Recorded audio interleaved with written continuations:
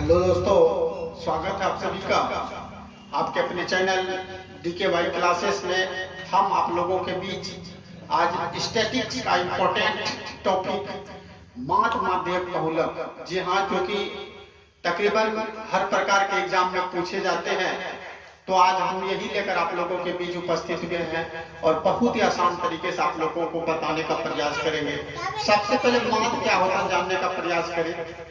माध्य सभी संख्या का योग में, जैसे एग्जाम्पल लेते हैं 2, 3, 5, 8, 9, सभी संख्याओं के योग में कुल संख्या से भाग देने पर जो परिणाम आता है उसी को हम लोग बोलते हैं माध्य। तो यहाँ पर हम लोग माध्य बराबर निकालेंगे सभी संख्या का योग। तो क्या है, 2 है प्लस 3 हो गया प्लस 5 हो गया प्लस 8 प्लस 9। देख ले क्या क्या संख्या, टोटल 5 वो संख्या है तो बट्टा 5 लगा देंगे। अब जोड़ देंगे 9, 8, 17, 5 कितना हो गया 22, 3, 25 और 2 27 हो गया।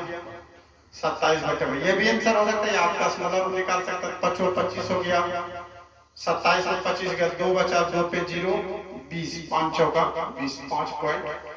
इस तरह का और उदाहरण आप ले सकते हैं। एक और दे देते हैं, 6 हो गया, 3, 4, 8, 5, कोई संख्या ले लेंगे। अब इसका आप लोगों को माध्य निकालना है। तो माध्य बराबर हम लोग वही बोलते हैं कि सभी संख्या का योग बटे कुल संख्या। एक नंबर आसानी से तोहफा के रूप में आप लोग उठा सकते हैं। क्या करेंगे, फिर जोड़ देंगे सभी संख्या का योग, सभी संख्याओं का योग। योग का मतलब क्या होता है, जोड़। योग का मतलब जोड़। बट्टे होता है कुल संख्या। तो कुल संख्या कितना है 6, तो हम लोग 6 दे देंगे।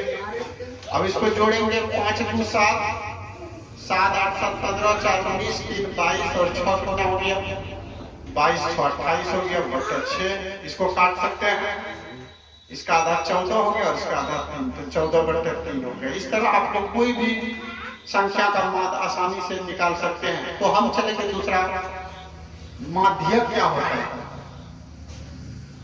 माध्यक होता है कि किसी भी संख्या को आरोही क्रम में सजाने पर, किसी संख्या को आरोही क्रम में सजाने के बाद बीच वाला जो संख्या होता है वो माध्यक कहलाता है। तो इसमें क्या होगा, पहले हम लोग आरोही क्रम में सजाएंगे, आरोही क्रम में सजाने के बाद जो बीच वाला संख्या होगा वही क्या कहलाएगा, माध्यक। तो एग्जाम्पल से लोग क्लियर करते हैं, जैसे दे देते हैं 5 4 3, एक और ले लेते हैं। तो इसको क्या करेंगे, पहले आरोही क्रम में सजा देंगे, आरोही क्रम में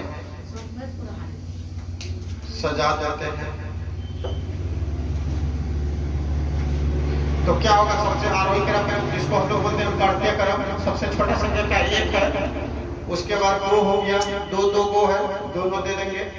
3 हो गया, 3 के बाद 4 है, फिर हम लोग का 5 है, उसके बाद 9 है। तो संख्या में गिन लेंगे 3 3 6 1 7, यहाँ देंगे 3 3 6 1 7। अब देखिए बीच में आप लोगों का कौन है, इधर भी 3 ले लिए, इधर भी 3 ले लिए, बीच वाला कौन है 3, तो 3 आपका आंसर है। बहुत आसान तरीके से, इसलिए माध्यक बराबर क्या हो जाएगा 3 हो जाएगा, माध्यक बराबर 3। तो वही करेंगे, सभी संख्या को आरोही क्रम में सजाने के बाद जो संख्या बीच में रहेगा उसी को क्या कहते हैं, माध्य।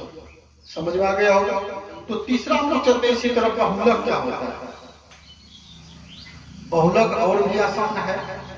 सबसे अधिक बार आने वाली बारंबारता या संख्या को हम लोग क्या कहते हैं, बहुलक कहते हैं। जैसे हम लोग ले लेते हैं 2 3 5 4 1 5 9 5 7। तो सबसे अधिक बार आने वाली बारंबारता या संख्या को हम लोग क्या कहते हैं, बहुलक कहते हैं। तो यहाँ पर हम लोग देखेंगे जो सबसे अधिक बार आया है, तो कौन ऐसी संख्या जो सबसे अधिक बार आया है।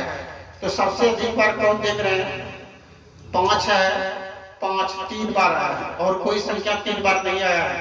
तो सबसे अधिक बार जो संख्या आएगा वही बहुलक कहलाता है। तो यहाँ पर सबसे अधिक बार कौन आया, 5 आया, तो ये 5 आप लोग का क्या हो गया, बहुलक हो गया। तो ये माध्य और माध्यक बहुलक ये तीनों बहुत ही आसान है। इसको आप लोग 1-2 बार देखेंगे तो 100% समझ में आ जाएगा। और एग्जाम खासकर 10th कक्षा के लिए 3 नंबर यहाँ से लगभग चांस बनता है ऑब्जेक्टिव में। तो इसको आप लोग बेहतर तरीके से समझेंगे। और ये अगर आप लोगों को बहुत अच्छा लगा है तो इसको लाइक और सब्सक्राइब भी जरूर करेंगे। और एक सवाल आप लोगों को इसी के अंतर्गत, अगर ये क्वेश्चन समझ में आया है तो आप कमेंट बॉक्स में जरूर इसका आंसर बताएं। इसका मद क्या होगा? सिर्फ मद, माध्यक तथा बहुलक आप लोगों को बताना है। एक और दे देते हैं, तीनों क्या होगा तथा बहुलक क्या होगा। अगर आप लोग इसको समझे हैं तो कमेंट बॉक्स में जरूर इसका आंसर बताएंगे, ज्ञान करिए।